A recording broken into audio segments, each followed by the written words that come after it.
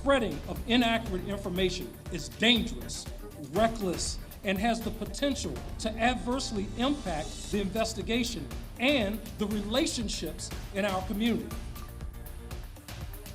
Yeah, you can see there, D.C. Police Chief Robert Contee is fired up regarding the killing of a 13-year-old boy in D.C. over the weekend. Chief Contee giving us that update on this shooting right before we went on the air at 5 o'clock. Thank you for being here with us at 6. I'm Lorenzo Hall. I'm Leslie Foster. This story has gotten a lot of attention on social media, but tonight the police chief says some of what's being said in this case is unfair to the teen's family. Yeah, so here's what our team has confirmed since this story broke. 13-year-old Karon Blake died in Northeast early Saturday morning. Police say a man allegedly saw him breaking into cars and shot him multiple times. We don't know who the shooter is, but we do know that he is not a member of law enforcement, and that is according to Chief Contee himself. I want to bring in Casey Nolan. Casey is downtown where Chief Contee spoke to the media.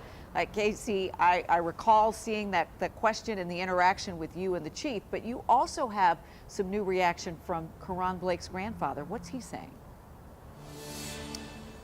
He's upset, he's concerned, and at the same time, some of the neighbors where this happened are accusing this shooter of vigilante justice. Now, the chief is saying the way some are going after that shooter could threaten the entire case. Sad, depressed, and mad, because this should never happen like this. Tonight, Sean Long says he and his family fear they will never get justice for the death of his grandson, 13-year-old Karon Blake. Early Saturday, around 4 a.m., police say a man who lives on this block of Quincy Street Northeast confronted the 7th grader for allegedly breaking into cars. After what police describe as an interaction, the man shot and killed Karon. Police say they have no evidence Karon was armed. 13 years old, you shouldn't be outside. You shouldn't be outside. Man, they right. You shouldn't be outside.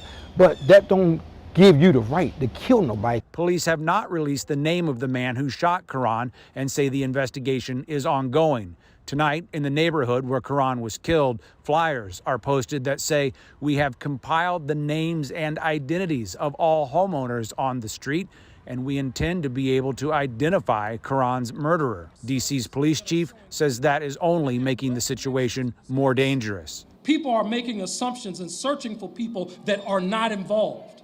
People are making allegations centered around race, and that is wrong. Y'all lock us up first, and then y'all worry about everything else later. We gotta pay for lawyers, we gotta fight for our case, fight for our life. Make that man do the same thing. Put that in the jury hang.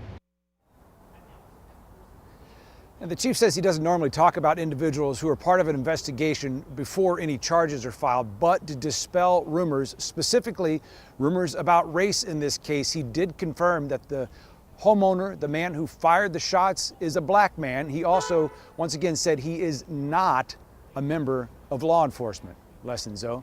Yeah, Casey, we know that the chief also talked about criminal intent here, and a lot of people are asking, is there any case where this shooting could be ruled legally justified?